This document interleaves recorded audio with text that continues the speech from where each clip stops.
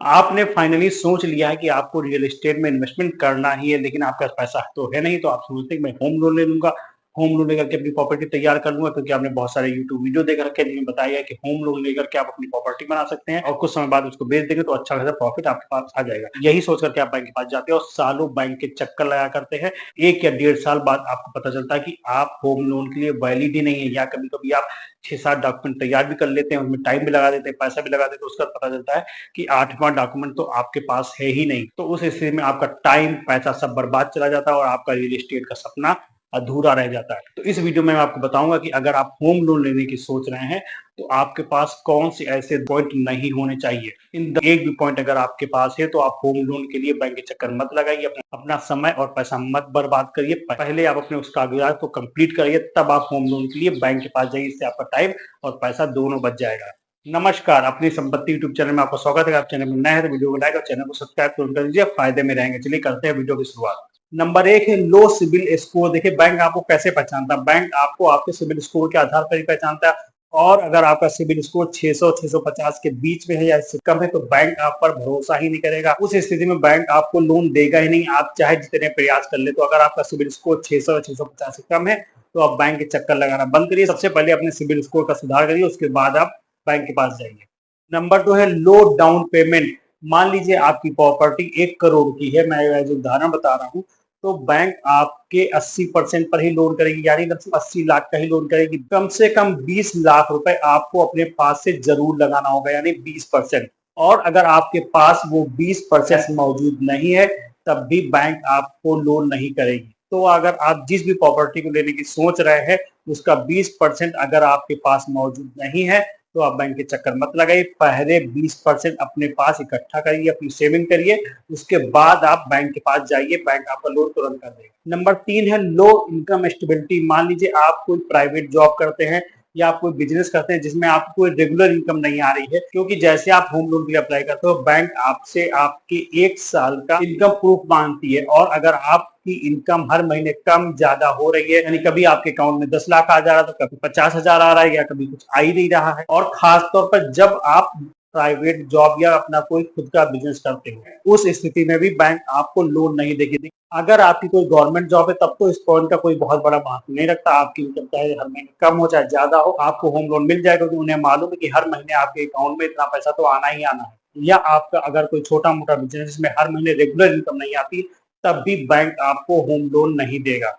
Number 4 है old loan pending. अगर इससे पहले भी आपका कोई पुराना लोन चल रहा है, वो पर्सनल लोन हो सकता है, कार लोन हो सकता है, और वो 70 से 80% अभी भी पेंडिंग, यानी अभी उसकी शुरुआती किस्तें ही जमा हुई है, बाकी 80% लोन अभी बाकी, तब भी आपको कोई भी बैंक होम लोन नहीं देगा। या फिर उसके हिसाब से आपकी रेगुलर इनकम इतनी अधिक हो तब आपको कोई बैंक लोन दे सकता है। लेकिन अगर आपकी इनकम और ईएमआई में कुछ मिसमैच हो रहा है और उसके बावजूद आप एक होम लोन और लेना चाह रहे हो तो आपको कोई भी बैंक जल्दी लोन नहीं देगा। नेक्स्ट है लीगल प्रॉपर्टी इशू। आपने जिस प्रॉपर्टी को लेने के लिए अप्लाई किया है उस प्रॉपर्टी के कुछ कागज इनकम्प्लीट है या बैंक के हिसाब से वो लीगल नहीं है, तब भी आपको कोई भी बैंक होम लोन नहीं देगा। तो जिस प्रॉपर्टी को लेने के लिए आप बैंक के पास जा रहे हो, पहले उस प्रॉपर्टी के सारे कागज चेक कर लीजिए ताकि आपका होम लोन रिजेक्ट ना हो। नेक्स्ट पॉइंट है न्यू जॉब। मान लीजिए आपकी अभी कोई नई नई नौकरी लगी है, भली वो बहुत अच्छी जगह लगी हो सकता है गवर्नमेंट जॉब ही लगी हो, और आपको अभी 3-4 महीने ही हुए हैं, तब भी आपको कोई भी बैंक होम लोन नहीं देगा। बैंक कहेगा पहले आप अपनी जॉब में कम से कम 1 साल पूरा करिए, उसके बाद आप हमारे पास आइए, हम आपको होम लोन तुरंत दे देंगे। वीडियो में आगे बढ़ने से पहले मैं आपको याद दिला दूं कि आपने अभी तक वीडियो को लाइक नहीं किया तो वीडियो को लाइक कर दिए और चैनल को सब्सक्राइब तुरंत कर दीजिए, फायदे में रहे। वीडियो में आगे बढ़ते हैं। नेक्स्ट पॉइंट है लोकेशन। आप जिस जगह पर होम लोन के लिए अप्लाई कर रहे हो वो जगह वैलिड ही नहीं है होम लोन के लिए। मान लीजिए वो कोई एग्रीकल्चर भूमि है और एग्रीकल्चर भूमि को बिना कन्वर्ट किए बिल्डर वहां पर बिल्डिंग बना रहा है, तब भी आपका होम लोन रिजेक्ट हो जाएगा। या फिर आप खुद एग्रीकल्चर भूमि पर अपना कोई घर बनाने की सोचे, तब भी आपका होम लोन रिजेक्ट हो जाएगा, क्योंकि एग्रीकल्चर भूमि पर घर बनाने के लिए होम लोन नहीं मिल सकता।